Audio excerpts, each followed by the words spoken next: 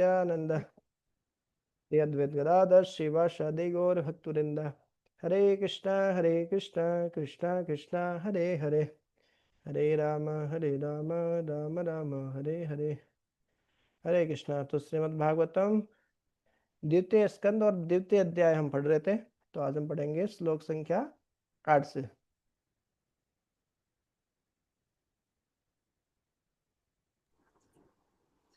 हरे कृष्णा प्रभुजी, दंडवत प्रणाम। दंडवत प्रणाम।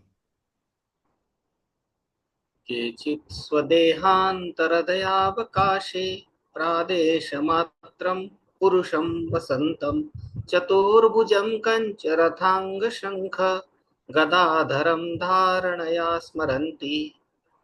अन्य लोग शरीर के हृदय में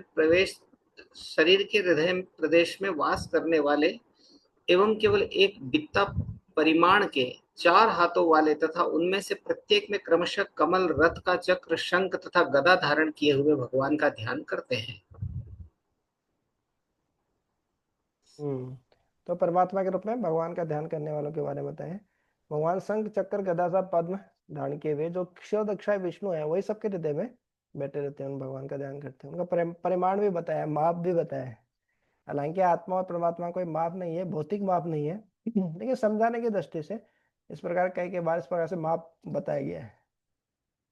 आत्मा का जैसे अंगुष्ठ मात्रेण है, तो इस तरीके से अलग अलग जो माप बताए हैं जस्ट हमारी समझ के लिए। वैसे कोई आध्यात्मिक जो भी चीजें हैं उनका कोई माप नहीं होता है, भौतिक चीजों से हम नाप नहीं सकते उनको।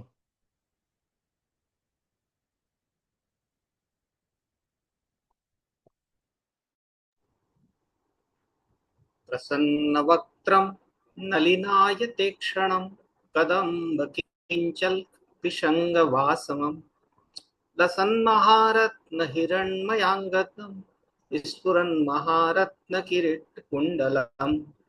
उनका मुख उनकी प्रसन्नता को व्यक्त करता है, उनकी आंखें कमल की पंखड़ियों के समान है और उनका वस्त्र कदम्ब पुष्प के केसर के समान पीले रंग का तथा बहुमूल्य रत्नों से जटित है। उनके सारे आभूषण स्वर्ण से निर्मित तथा रत्नों से जटित है। वे चमकीला मुकुट तथा कुंडल धारण किए हुए हैं। पुनीन्द्रहत पंकज कर्णिकालये योगेश्वरास्थापित पाद पल्लवम श्रीलक्षणं कौस्तुभरत्नकन्धर मम्लानलक्ष्म्या वनमालयाचितम्। उनके चरण कमल महान योगियों के कमल सदृश हृदयों के गुच्छों के ऊपर रखे हैं। उनके वक्ष स्थल पर कौस्तुभ मणि है जिसमें सुंदर बछड़ा अंकित है और उनके कंधों पर अनेक रत्न है। उनका पूर्ण स्कंद प्रदेश ताजे फूलों की माला से सज्जित है। देखिए भगवान कितने सुंदर हैं। भगवान की सुंदरता के बारे में यदि हम सुनेंगे, ध्यानपूर्वक सुनेंगे, तो भगवान से प्यार हो जाएगा हमको। रुक्मणी जी को नारद मुनि ने आके केवल भगवान की सुंदरता के बारे में बताया था, तो रुक्मणी जी बोलती है अब तो बस भगवान से ही शादी करूंगी, नहीं तो नहीं करना है। तो इसी प्रकार से जो भक्त लोग हैं वो भगवान के बारे में सुनते रहते हैं, ओ भगवान इतने सुंदर है, तो और भगवान के प्रति आकर्षण बढ़ता जाता है।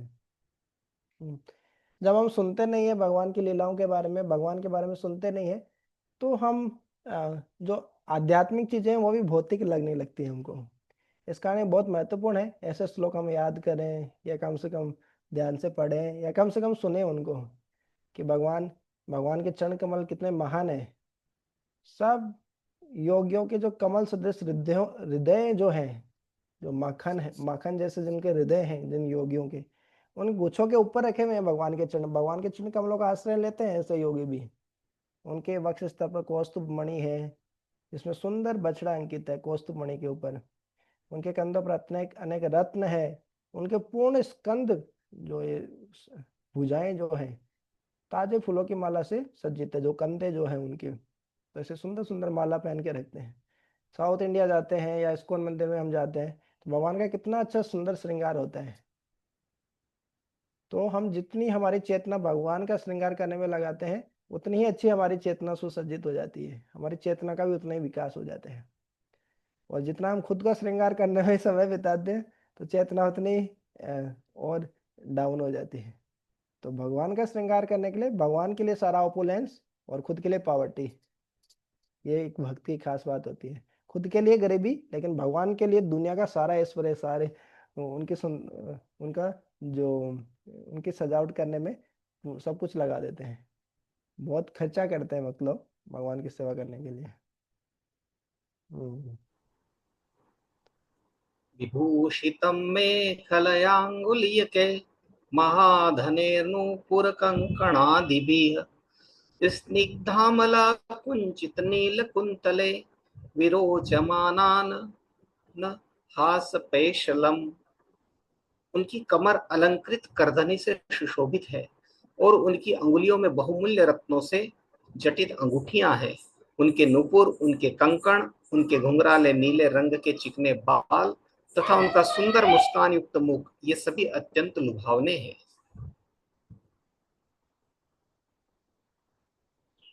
पदीनलीला हसिते क्षणोल्लसत् भू भ्रूभंग संसुचित भूर्यनुगृहं ग्रहम् ईशेत चिन्तामयमेनमीश्वरम् यावन्मनोधारण यावतिष्ठते। भगवान की भव्य लीलाएं तथा उनके हास्यमय मुख्य उल्लासमय चितवन उनके व्यापक वरदानों के संकेत है। अतएव मनुष्य को चाहिए कि जब तक ध्यान द्वारा उसका मन भगवान पर स्थिर रखा जा सके तब तक मन को उनके इसी दिव्य रूप में एकाग्र करे।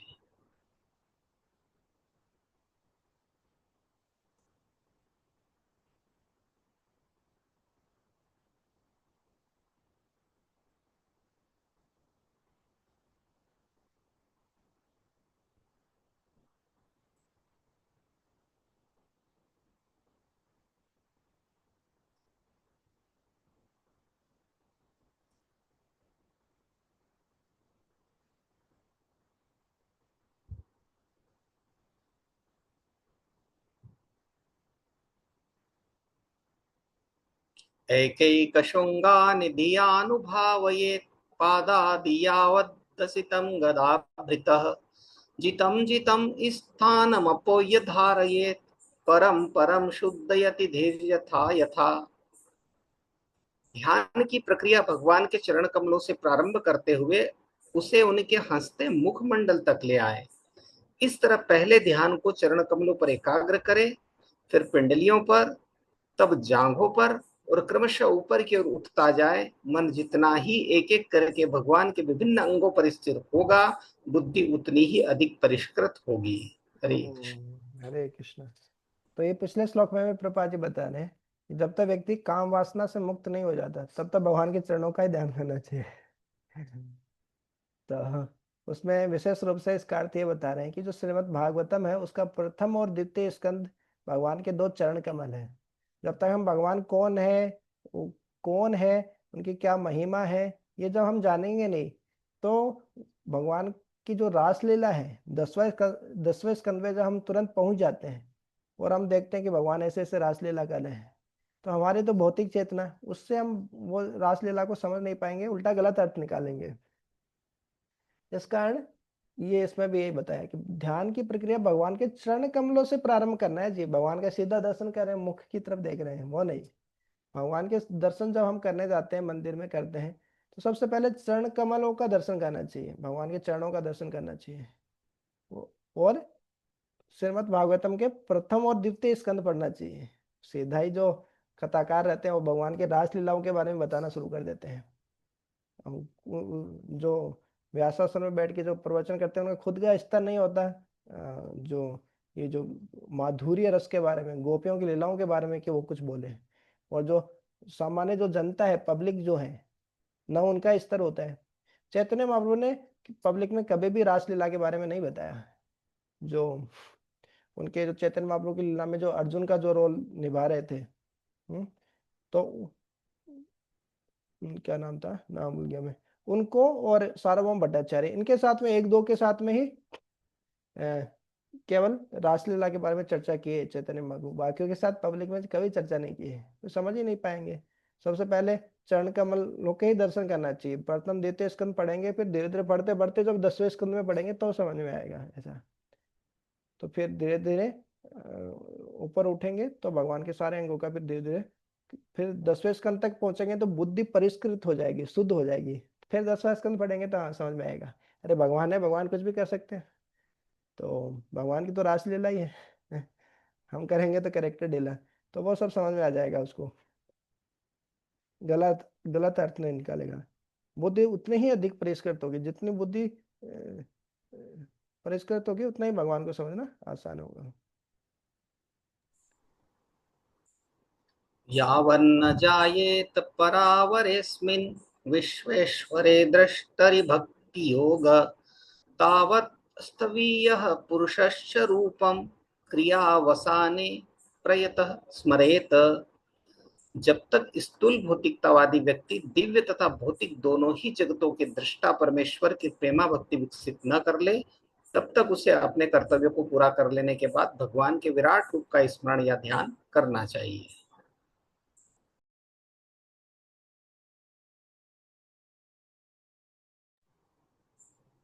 स्थिरं सुखं चासनमास्थितो यति यदा जिहासु रिममङ्गलोकम् काले च देशे च मनो न सज्जयेत प्राणान नियच्छेन्मनसा जितासुः। हे राजन, जब भी योगी इस मानव लोक को छोड़ने की इच्छा करे तो वह उचित काल या स्थान की तनिक भी इच्छा न करते हुए सुविधा पूर्वक अविचल भाव से आसन लगा ले और प्राण वायु को नियमित करके मन द्वारा अपनी इंद्रियों को वश में करे। हरे कृष्ण।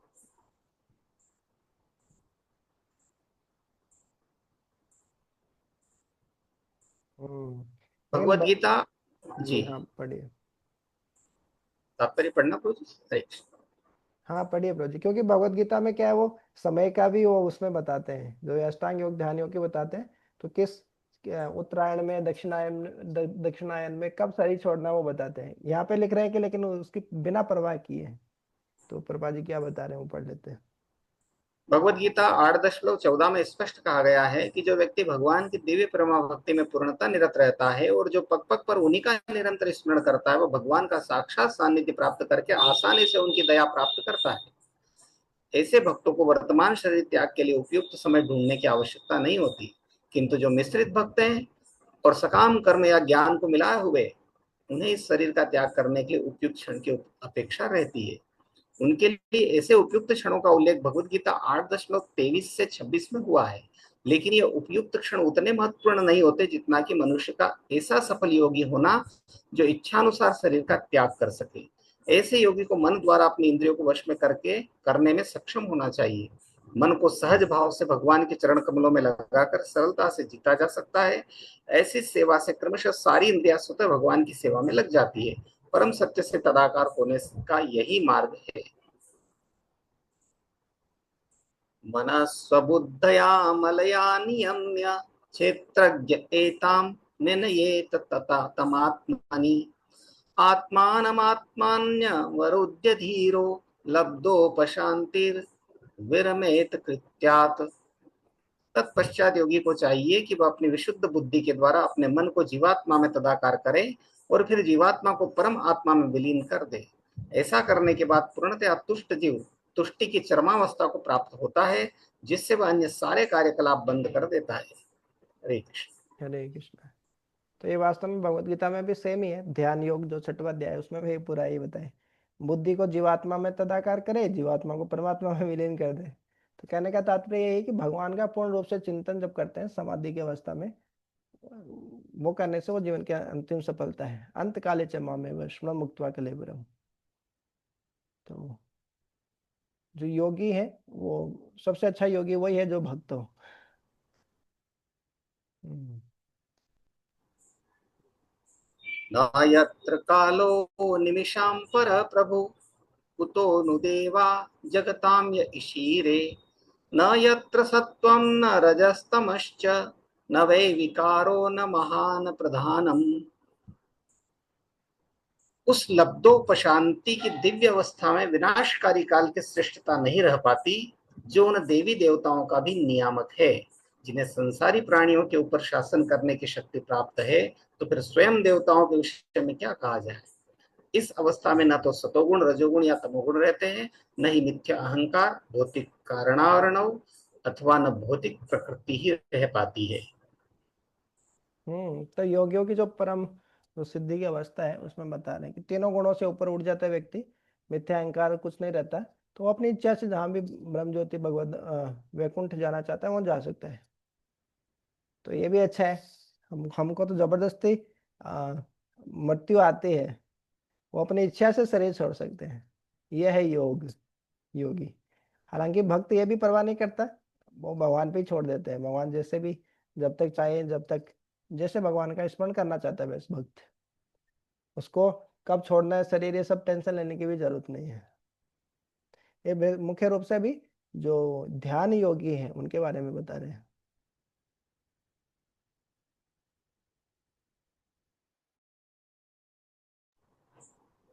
परम पदम वैष्णवमामनन्ति तत् यने यन्नेति नेतीत्यदूत्सी सक्षवः विसृज्य दोरात्ममनन्यसो हृदा हृदोपगुह्यार्ह पदम पदे पदे। योगीजन ईश्वर विहीन प्रत्येक वस्तु से बचना चाहते हैं, क्योंकि उन्हें उस परम स्थिति का पता है जिसमें प्रत्येक वस्तु भगवान विष्णु से संबंधित है। अतः वह शुद्ध भक्त, जो कि भगवान से पूर्ण ऐक्य रखता है, जटिलता उत्पन्न नहीं करता, अपितु भगवान के चरण कमलों को हृदय में धारण करके उनकी प्रत्येक क्षण पूजा करता है।